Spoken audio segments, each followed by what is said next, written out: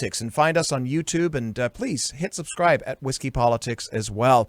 We were talking in the last segment here with Mark Tapson about toxic masculinity and fatherless homes, and the idea that a lot of these young men, in most of them are in their early 20s, that are shooting up with these mass shootings and murdering people, in the horrifying display of carnage that we've seen 3 of in the past week as well, has been obviously horrifying for us to watch.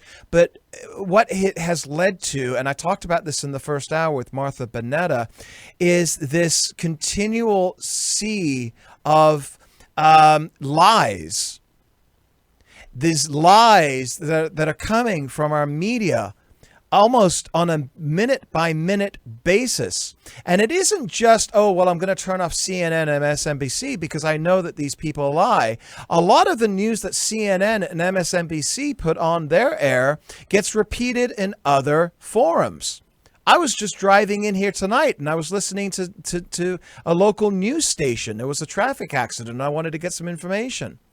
And they played a CNN bit about Joe Biden today, talking about Donald Trump being a racist and, stimulating, having his agenda against ethnicities, minorities, blacks, Latinos. This was from CNN. And I'm thinking to myself, hey, KNX Radio, you're using CNN as your news source? Don't you know what CNN is? So, the fact is that, and I use the word lies. We're living in a sea of lies right now.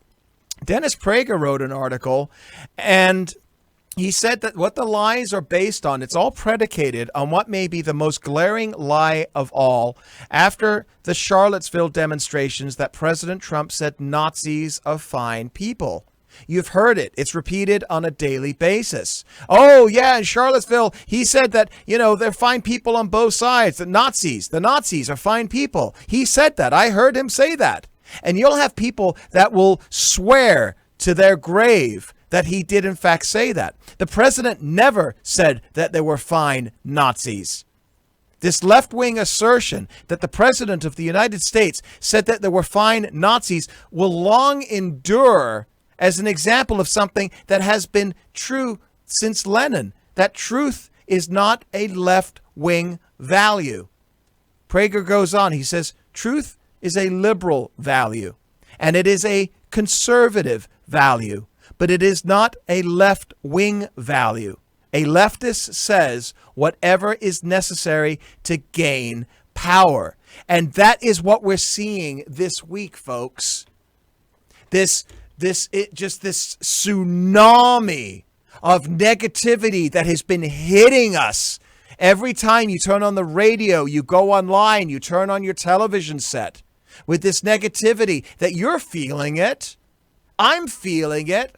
I feel like I feel like really heavy right now with this negativity that's just weighing on us, and it's in my gut, it's in my craw, because every time I turn on the news, I'm being called a racist.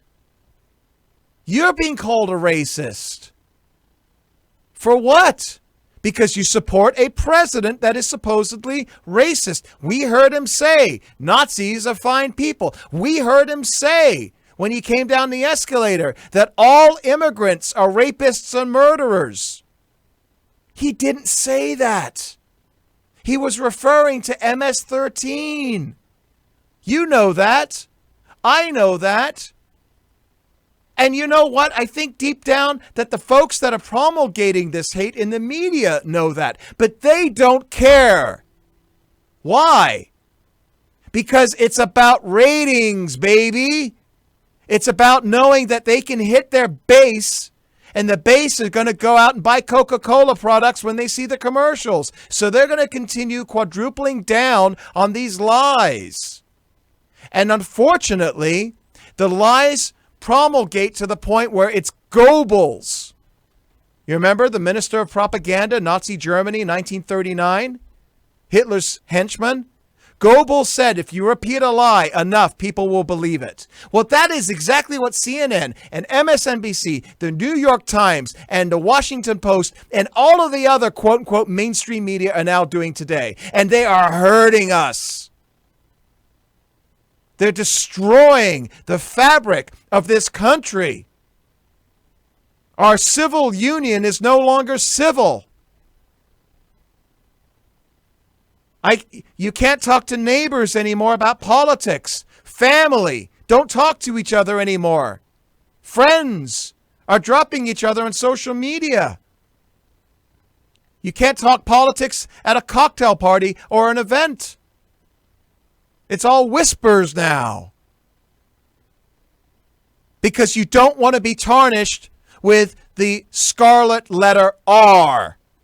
You support Trump? He's a racist. Oh my God.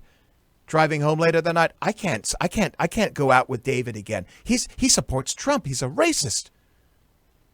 And they truly believe it from their heart. It's good intentions. Because this is what they know. The low information voter who works 60 hours a week to try and put their kids through an overinflated tuition at school. Thanks, government. Another issue.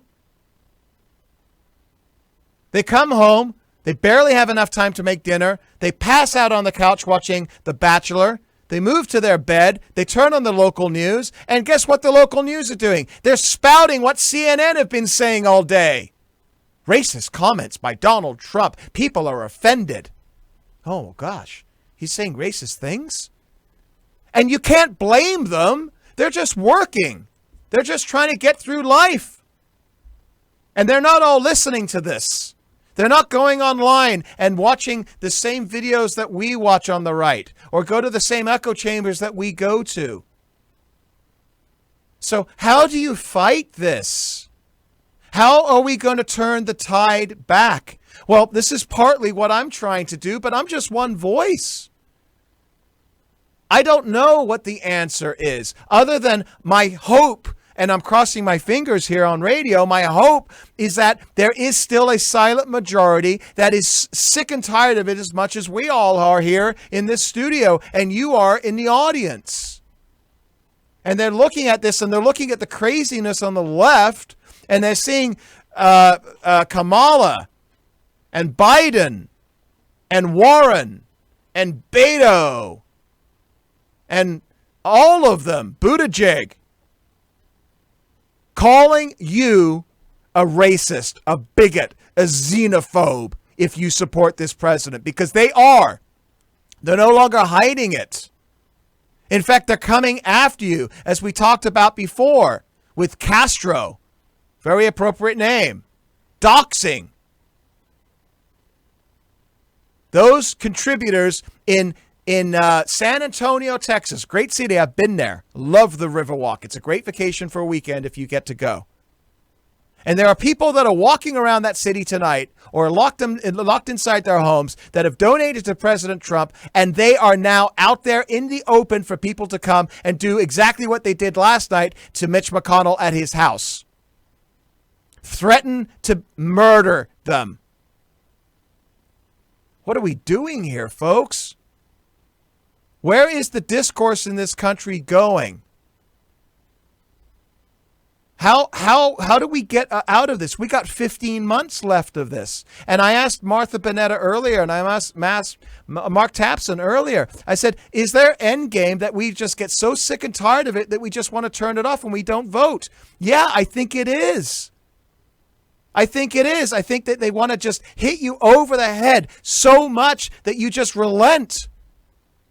Like a beaten puppy. Yes, master. I'll do what you say, master. Yes. This is not healthy. And I used the word when I opened up the first hour. I used the word cancerous. I lost my father 10 years ago this last week to cancer. This is cancer. What the left and the media are doing is metastasizing across the country. It is spreading through our leftist institutions, academia, Hollywood, culture, corporations. And what is the end game? The end game is for them to shut you up. How dare you? How dare you deny the wisdom of your superiors, of your elites? How dare you? This is what it is. You're not smarter than them. You're not wealthier than them. You didn't go to the right schools like they did. They know better than you. Woo! All right. We're going to talk movies in the third hour. Let's.